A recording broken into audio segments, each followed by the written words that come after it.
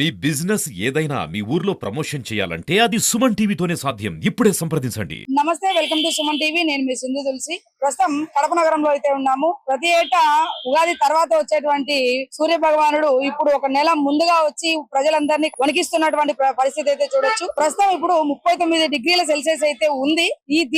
దీంట్లో భాగంగానే ప్రజలు ఎంతో ఈ వేడి తాహత తట్టుకోలేక వాటర్ మిలన్ కావచ్చు, కర్బూజా కావచ్చు, ఇలాంటి పండ్లు అయితే ఎక్కువ కొనుగోలు అయితే చేస్తున్నారు. ఒకసారి ఇక్కడ ఉన్నటువంటి స్థానికులు అంటే వ్యాపారస్తులు కూడా ఉన్నారు కదా, వారితో కూడా ఒకసారి మాట్లాడే ప్రయత్నం అయితే చేద్దాం. భయ్యా నమస్తే భయ్యా, చెప్పండి మీ పేరు? నిజాముద్దీన్. ప్రతిసారి కంటే ఈసారి ఎండలు చాలా ఎక్కువగా ఉన్నాయి కదా, ఇప్పుడు మీరు ఈ వ్యాపారం అయితే ఎప్పటి నుంచి మొదలు పెట్టారు? మరి అయిపోయింది మేడం.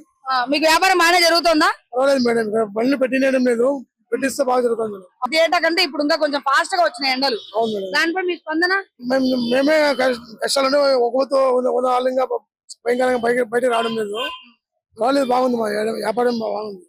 చెప్పండి, మీరు పొద్దున్న లేచినప్పటి నుంచి మీరు ఎండలోనే నించొని ఈ వ్యాపారం అయితే చేయాలి కదా, దానిపై మీ ఉద్దేశం ఏంటండి?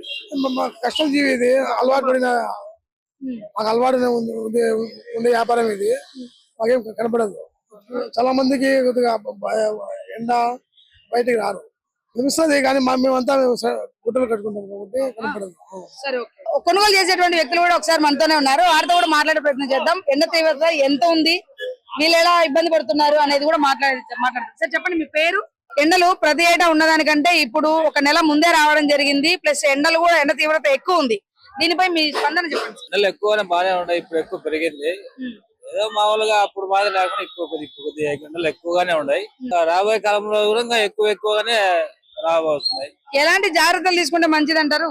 నెలలో కూర్చొని బాగా ప్రశాంతంగా ఉండేది, సేఫ్టీగా ఉంటది 2 నెలలు.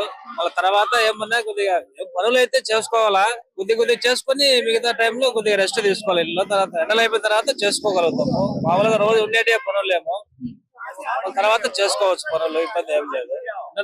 మీ పేరు? నా పేరు హరికృష్ణరాజు.